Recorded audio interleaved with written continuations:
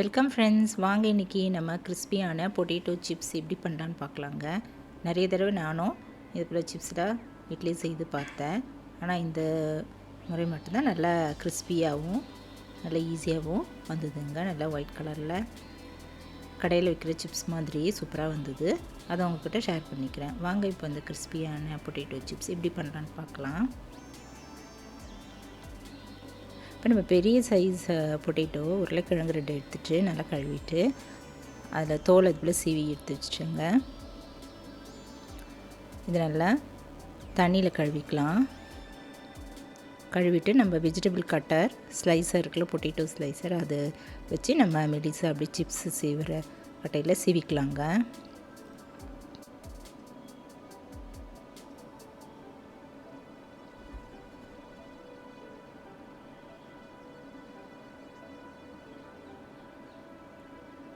இது போல் நம்ம மெலிசாக சீவி எடுத்து வச்சிடலாங்க. 2 உருளைக்கிழங்கு நான் அப்படி தான் சீவி எடுத்து வச்சிட்டேன். இப்போ இந்த உருளைக்கிழங்கை நம்ம இன்னொரு தடவை தண்ணியில் போட்டுட்டு நல்லா அலசிடலாங்க. கொஞ்சம் கொஞ்சமாக போட்டு நல்லா அலசிட்டு புழிஞ்சிட்டு நம்ம தட்டில் எடுத்து வச்சிடலாம்.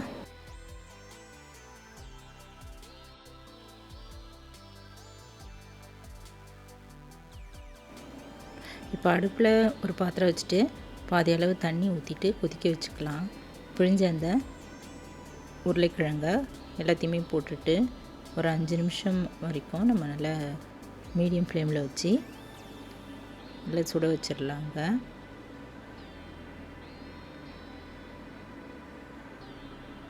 தண்ணியோடு அப்படியே சேர்ந்து இது உருளைக்கிழங்கு அப்படியே வேகட்டும். 5 நிமிஷம் மீடியம் ஃப்ளேம்லேயே வச்சுக்கலாம். இப்போ நல்லா 5 மினிட்ஸ் ஆகிடுச்சு. கொதி வர ஆரம்பிச்சிருச்சுங்க. இந்த டயத்தில் நம்ம ஸ்டவ் ஆஃப் பண்ணிவிட்டு இந்த உருளைக்கிழங்கு தண்ணியெல்லாம் அப்படியே வடிகட்டிக்கலாங்க.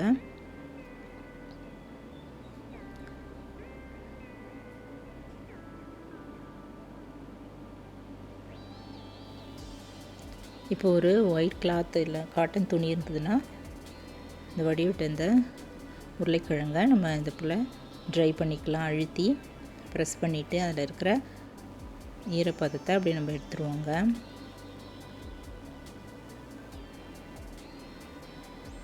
இப்போ ஃபேனுக்கு அடியில் நான் ஒரு வெள்ளை துணி போட்டுட்டு அதில் இந்த பிழிஞ்ச இந்த ட்ரை பண்ண உருளைக்கிழங்கு சிப்ஸ் எல்லாம் காய வச்சுட்டேங்க. இது நல்லா காஞ்சிருச்சு.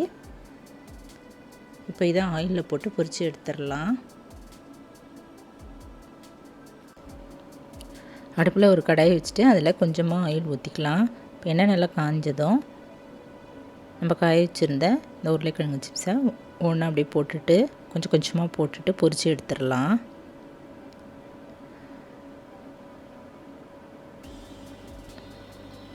திருப்பியும் போட்டுக்கலாங்க.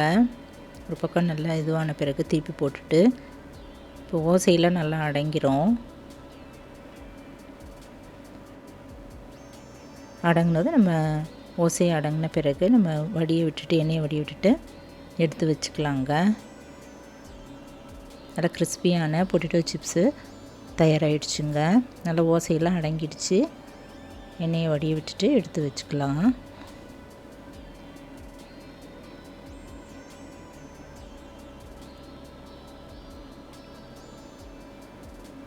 இது போல் எல்லா சிப்ஸையும் நம்ம பொரித்து எடுத்துக்கலாங்க.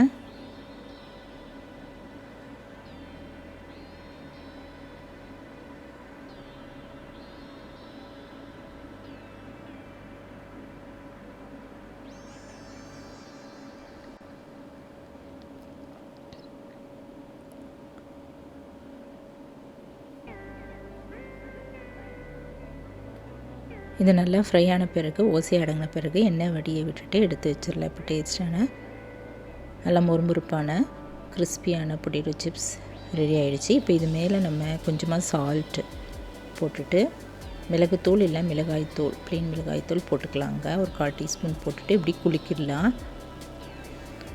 டப்பாவில் போட்டுச்சுன்னா நல்லா முறுமுறுன்னு ரொம்ப நல்லா அருமையாக இருந்துச்சுங்க. நம்ம வெரைட்டி ரைஸ்க்கு சைட் டிஷ்ஷாவது வச்சுக்கலாம். ஈவினிங் ஸ்நாக்ஸாகவும் இது செய்து கொடுக்கலாங்க. டேஸ்டியான கிறிஸ்பி பொட்டேட்டோ சிப்ஸ் நீங்களும் ட்ரை பண்ணி பாருங்கள். நான் இன்றைக்கி போட்டிருக்கிற இந்த வீடியோ உங்களுக்கு பிடிச்சிருந்ததுன்னா என்னோடய சேனலான குக்கிங் வித் சித்ரா அந்த சேனலை சப்ஸ்கிரைப் பண்ணிக்கோங்க. நம்ம அடுத்த வீடியோவில் பார்க்கலாம். நன்றி, வணக்கம். தேங்க்ஸ் ஃபார் வாட்சிங்.